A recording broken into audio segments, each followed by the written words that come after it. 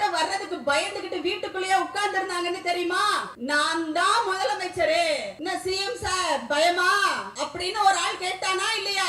அந்த ஆளு தான் என்ன பண்ணிட்டா, வீட்டுக்குள்ள போய் உட்கார்ந்துகிட்டு மேடைக்கு வர்றதுக்கே பயப்படுறான். மக்களை சந்திக்கிறதுக்கு இல்ல, நேருக்கு நேரா கேள்வி கேட்டாங்கன்னா பதில் சொல்ல தெரியாது. முதல்ல போராடுற துணிச்சல் இருக்கணுங்க. தனக்காகவே போராட வக்கில்லாத ஒருத்தன் நாளைக்கு தமிழ்நாட்டுக்காக என்ன போராடி கிளிப்பான்னு நீங்க யோசிச்சு பாருங்க. தலைவர்களா இருந்தா மக்களை நேருக்கு நேர் சந்திக்கணும். சந்திக்கிறதுக்கு பயந்துகிட்டே வீட்டுல உட்கார்ந்துகிட்டு எப்பவாவது ஒரு கூட்டத்துக்கு வந்து உடனே நாளைக்கே நான் முதலமைச்சர் ஆயிடணும்னு நினைக்கிறவங்க எல்லாம் இன்னைக்கு அரசியல் களத்துல அங்க இங்கேயும் குறுக்க நெருக்க ஓடிட்டு இருக்காங்க. அவங்க எல்லாம் நீங்க என்ன சொல்லணும், எப்ப அந்த கோரமா போய் விளையாடுப்பா அப்படின்னு சொல்லணும். பிரதமர் மேடையில உட்கார வச்சுக்கிட்டு அவருக்கு பாடம் நடத்துறாரு. இவ்வளவு நிதி கொடுக்கணும் அப்படின்னு சொல்லிட்டு துணிச்சலாக பிரதமரை நேருக்கு நேராக கேட்கின்ற துணிச்சலுள்ள முதலமைச்சர் தான் நமக்கு வேணும். அடிமைகள் நமக்கு தேவையில்லை. தமிழ்நாட்டினுடைய முதலமைச்சர் நம்முடைய தலைவர் அவர்கள்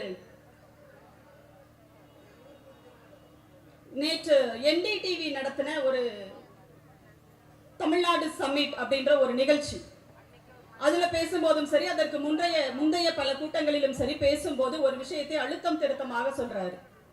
வருகிற நடைபெற இருக்கின்ற 2026 சட்டமன்ற தேர்தல் என்பது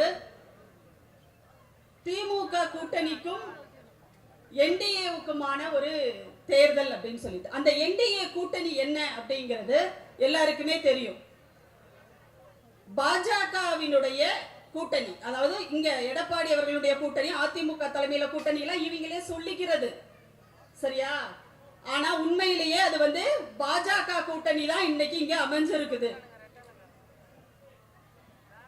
நம்ம 16 வயதுன்னு ஒரு படத்துல கமலஹாசன் சப்பானின்னு ஒரு கேரக்டர்ல நடிச்சிருப்பாரு. அப்ப ஸ்ரீதேவி சொல்லி அனுப்புவாங்க, யாராவது உன்னை இனிமே சப்பானின்னு சொன்னா சப்புன்னு அரைஞ்சிரு, உன்னை எப்படிதான் கூப்பிடணும், பாலகிருஷ்ணனா பேரு, அப்படிதான் கூப்பிடணும்னு சொல்லிட்டு. அப்போ யாராவது அப்படி கூப்பிடுறாங்களான்னு கேட்கும் போது கமல் சொல்லுவாரு, எவன் கூப்பிடுறான், அப்படி நான் தான் சொல்லிட்டு அலையறேன்னு சொல்லிட்டு. அதே மாதிரி நேற்றைக்கு இங்கே பேசிய எதிர்கட்சி தலைவர் எடப்பாடி அவர் என்ன சொல்றாருன்னா, அதிமுக தான் அறுதி பெரும்பான்மையோடு நாங்கள் தான் ஆட்சிக்கு வருவோம் அவர் மட்டும்தான் சொல்லிட்டு இருக்காரு. இங்க தோழர்கள் சொன்ன மாதிரி அவர்களுடைய எஜமானர்கள் யாரும் அவரை முதலமைச்சர் வேட்பாளராக முன்மொழியல. இங்கே மேடைக்கு வருகை தந்திருக்கின்ற நம்முடைய அன்புக்கினிய சகோதரர் நாகை சட்டமன்ற உறுப்பினர் ஆலூர் ஷானவாஸ் அவர்களை வருக வருக என வரவேற்கிறோம்.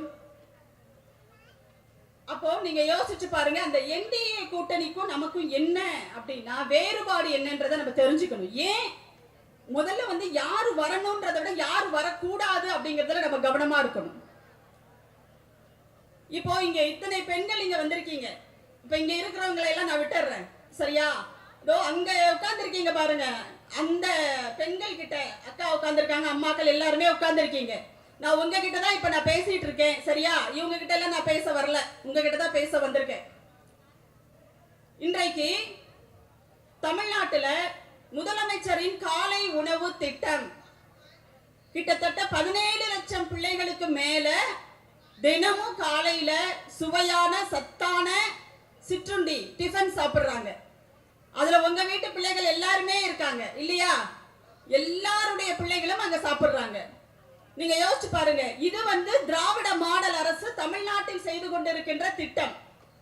நீங்க இன்னொரு பக்கம் இதே மாதிரி போங்க, உத்தரப்பிரதேசத்துல ஒரு செய்தி, அங்க பள்ளிக்கூடத்துல படிக்கிற பிள்ளைகளுக்கு உணவு எதுல கொடுக்குறாங்க தெரியுமா? நம்ம எல்லாம் வந்து சோறெல்லாம் சாப்பிடுவோம், உத்தரப்பிரதேசத்துல அவங்க சப்பாத்தி தான் மெயினான சாப்பாடு அவங்களுக்கு. அந்த பிள்ளைகளுக்கு எதுல சாப்பாடு கொடுக்குறாங்க தெரியுமா?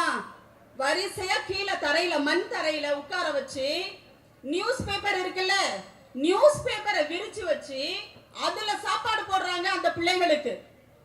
அதுலயும் உத்தரப்பிரதேசத்துல சப்பாத்திக்கு தொட்டுக்கிறதுக்கு உப்பு தராங்களாம். யோசிச்சு பாருங்க, இதுதான் என்டிஏ கூட்டணி. அப்போ இங்க நம்ம என்ன பண்ணிட்டு இருக்கோம்? பிள்ளைகளுக்கு சத்தான சுவையான சுட சுட காலை சிற்றுண்டிய நம்ம தமிழ்நாடு அரசு கொடுத்துட்டு இருக்கு, திராவிட மாடல் அரசு. அப்ப இது நீடிக்கணும் அப்படின்னு சொன்னா இங்க திராவிட மாடல் அரசு நீடிக்கணும்.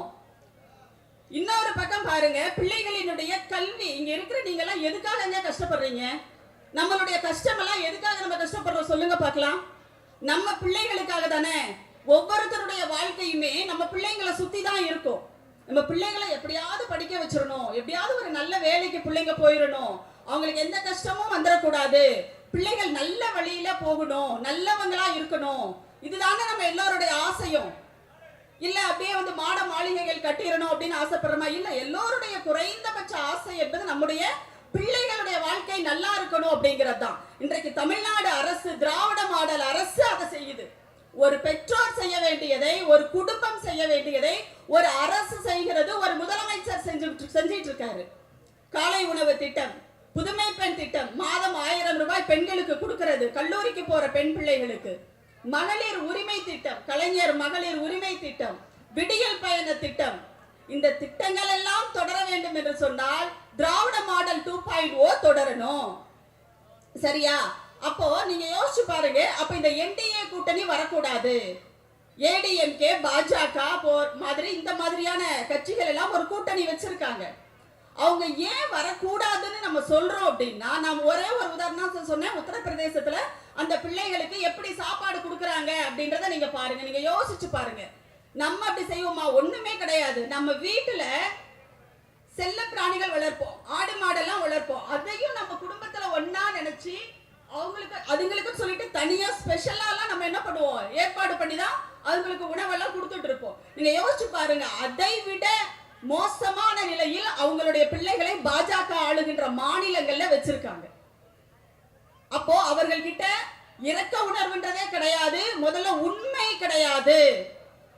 பெண்களுக்கு பாதுகாப்பான மாநிலங்கள் இந்தியாவிலேயே தமிழ்நாடு அப்படிங்கிறது இன்றைக்கு ஒன்றிய அரசினுடைய புள்ளி விவரங்களே சொல்லுகின்ற செய்தி. ஆனா இங்க வந்துட்டு போன பிரதமர் மோடி என்ன பண்றாரு? வெறும் பொய்ய மட்டுமே பேசுறாரு. அதோட எடப்பாடி, அவர் பேரையும் நம்ம பொய்பாடினே கூட மாத்தி வச்சுக்கலாம். அவரும் முழுக்க முழுக்க பொய்ய மட்டும்தான் பேசுறாரு. நீங்க யோசிச்சு பாருங்க. நேற்றைக்கு வந்த பொருளாதார ஆய்வறிக்கையில நிர்மலா சீதாராமன் சொல்றாங்க, தமிழ்நாட்டில் தான் தொழிற்சாலைகளை பெருக்கி வேலை வாய்ப்புகளை அதிக அளவில் உருவாக்குவதற்கான திட்டங்களை இந்த அரசு ரொம்ப சிறப்பா தமிழ்நாடு அரசு தான் செஞ்சிட்டு இருக்குன்னு சொல்லிட்டு நேற்றைக்கு நாடாளுமன்றத்துல பொருளாதார ஆய்வறிக்கையில நிர்மலா சீதாராமன் சொல்றாங்க.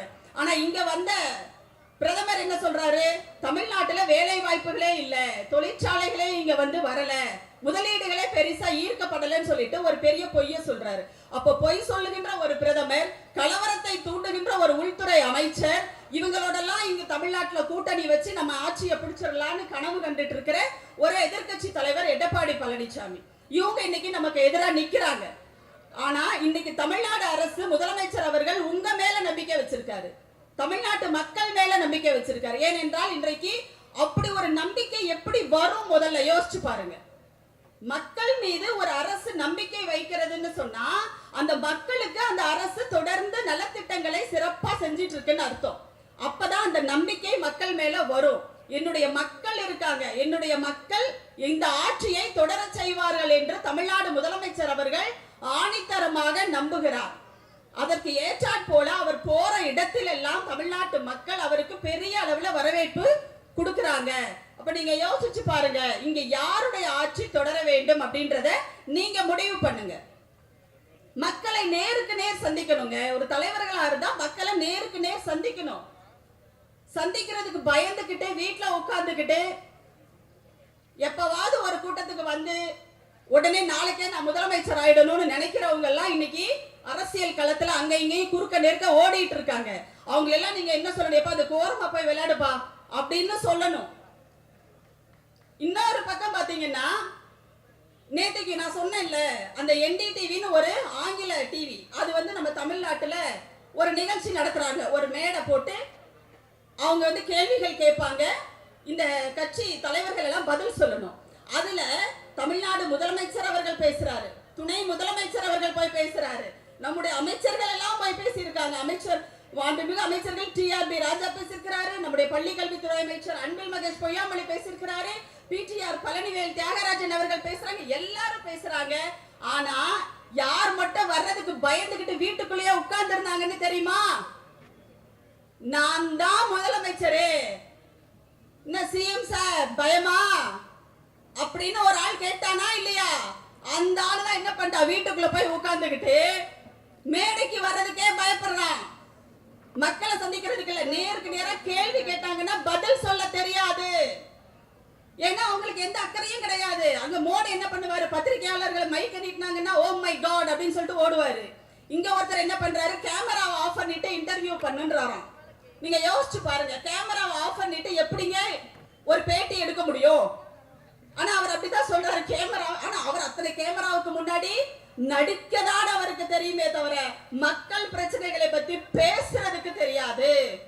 அப்போ யார் மக்கள் பிரச்சனைகளை பேசுகிறார்களோ, யார் மக்கள் பிரச்சனைகளை புரிஞ்சு வச்சிருக்காங்களோ அவங்க தான் அடுத்ததாகவும் ஆட்சிக்கு வரணும்.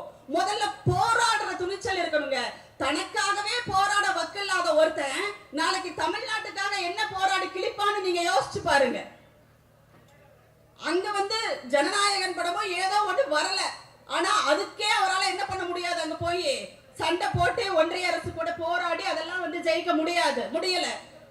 அவர் தான் தமிழ்நாட்டுக்கு போராடி எல்லாத்தையும் வாங்கி தருவோம் அப்படின்னு கதை சொல்லிட்டு இருக்காரு. ஆனால் உண்மையிலேயே இன்றைக்கு ஒன்றிய அரசோடு போராடி கொண்டிருக்கின்ற துணிச்சல் மிக்க முதலமைச்சர் தமிழ்நாட்டினுடைய முதலமைச்சர் தளபதி அவர்கள் மட்டும் தாங்க. இன்னைக்கு இந்தியாவிலேயே சுயமரியாதை உள்ள மாநிலமாக தமிழ்நாட்டை தலை நிமிர செய்திருப்பவர் நம்முடைய தலைவர் தளபதி அவர்கள் தான். இன்னைக்கு பெண்கள் எல்லாம் இங்க சுயமரியாதையோடு நீங்க உங்க செலவை நீங்களே பாத்துக்கிறீங்க. யார் கையையும் நீங்க எதிர்பார்க்க தேவையில்லை. பெண்களை தொழில் முனைவோர்களாக மாற்றுகின்ற திட்டம் பிங்க் ஆட்டோ, இப்படி எவ்வளவு யோசிச்சு பாருங்க. உங்க பிள்ளைகள் எல்லாம் இன்னைக்கு பெரிய பெரிய கல்வி நிறுவனங்கள்ல போய் படிக்கிறதுக்கான திட்டங்கள் இவ்வளவையும் ஏற்படுத்தி கொடுத்துட்டு நிதிக்காக ஒன்றிய அரசோடு ஒரு பக்கம் போராடிட்டே இருக்காரு. நீங்க யோசிச்சு பாருங்க. இது ஒருவேளை கெடு வாய்ப்பாக திராவிட மாடல் ஆட்சி அமையாமல் அதே அடிமை கோஷ்டியே தொடர்ந்து இருந்ததுன்னு வச்சுக்கோங்க, என்ன ஆயிருக்கும் தமிழ்நாட்டோட நிலைமை நீங்க யோசிச்சு பாருங்க. எந்த திட்டங்களும் தமிழ்நாட்டுக்கு வந்திருக்காது. இங்க இருக்கிறவங்களும் அந்த மாதிரியான திட்டங்களை கொண்டு வந்திருக்க முடியாது. தொடர்ந்து என்ன பண்ணிருக்க வேண்டியதா, சேக்கிலார் எழுதின ராமாயணத்தை படிச்சுக்கிட்டு வீட்டுல உட்கார்ந்து இருந்திருப்பாரு அந்த எடப்பாடி. ஆனா இன்றைக்கு தமிழ்நாட்டினுடைய முதலமைச்சர் டெல்லிக்கு போனாலும் எங்களுக்கு கொடுக்க வேண்டிய நிதியை கொடுங்க நம்முடைய எம்பிக்கள் கேட்கிறாங்க. முதலமைச்சர் இங்க வர பிரதமர் மேடையில உட்கார வச்சுக்கிட்டு அவருக்கு பாடம் நடத்துறாரு. இவ்வளவு நிதி கொடுக்கணும் அப்படின்னு சொல்லிட்டு துணிச்சலாக பிரதமரை நேருக்கு நேராக கேட்கின்ற துணிச்சலுள்ள முதலமைச்சர் தான் நமக்கு வேணும். அடிமைகள் நமக்கு தேவையில்லை. அடிமைகள் நமக்கு தேவையில்லை. அவர்களை அடிமையாக வைத்துக் கொண்டு தமிழ்நாட்டை ஏய்க்கலாம்னு நினைக்கிற பாஜக ஆர்எஸ்எஸ் கும்பலும் நமக்கு தேவையில்லை. அதை நீங்க முதல்ல மனசுல வச்சுக்கோங்க. அப்போ திராவிட மாடல் 2.0 தொடர்ந்தால் மட்டும்தான் தமிழ்நாடு இப்பொழுது இருக்கின்ற இதே வளர்ச்சி பாதையில அமைதியாக பயணிக்க முடியும். உங்க பிள்ளைகளும் உங்க பேர பிள்ளைகளும் எங்களுடைய பேர பிள்ளைகளும் சரி ஒரு அமைதியான நாட்டுல ஒரு அமைதியான சூழல்ல பெரிய படிப்புகள் எல்லாம் படிச்சு பெரிய பெரிய வேலைக்கெல்லாம் போகணும்னா நீங்கள் வாக்களிக்க வேண்டியது திமுக கூட்டணிக்கு என்பதை அழுத்தம் திருத்தமாக நீங்க மனசுல வச்சுக்கோங்க. போற இடங்களிலெல்லாம் நீங்கள் சொல்லுங்கள். ஒவ்வொருவரும் ஒவ்வொரு பிரச்சாரகராக இங்க மாறுங்க. ஒவ்வொருத்தரும் டோர் டு டோர் போய் பேசுங்க, மக்கள் கிட்ட போய் பேசுங்க, திட்டங்களை எடுத்து சொல்லுங்க. ஆனா ஒண்ணுங்க, திட்டங்களை எல்லாம் நாங்க எடுத்து சொல்ல வேண்டிய அவசியமே கிடையாது. எல்லா பெண்களும் அதை அந்த திட்டங்களால் பயன்பெற்றவர்களாக இருக்கீங்க. அதனால் நம்முடைய முதலமைச்சர் அவர்கள் சொன்ன மாதிரி இந்த தேர்தலின் வெற்றியை தீர்மானிக்க போகின்றவர்களாக பெண்களாகிய நீங்கள் தான் இருக்கீங்க. இது உங்களுக்கான ஆட்சி, உங்களுக்காக ஆட்சி, உங்களால் நடைபெறுகின்ற ஆட்சி. அதனால பெண்கள் ரொம்ப கவனமா இருங்க. எடப்பாடி கூட்டத்தை, இந்த பாஜக கூட்டத்தை வீட்டு பக்கமே தெரு பக்கமே அண்ட விடாதீங்க. இது ஒண்ணுதான் நீங்க உங்க பிள்ளைகளுக்கு செய்யற நன்மை. இந்த ஆட்சிக்கு செய்யற நன்மை அப்படின்றது போக உங்க பிள்ளைகளுக்கு நீங்க செய்யற நன்மை. அவங்க நல்லா இருக்கணும்னு நினைச்சீங்கன்னா இன்றைக்கு தமிழ்நாடு முதலமைச்சர் அவர்கள் தான் 2வது முறையாக மீண்டும் முதலமைச்சராக வர வேண்டும் என்பதை சொல்லி விடைபெறுகிறேன். நன்றி, வணக்கம்.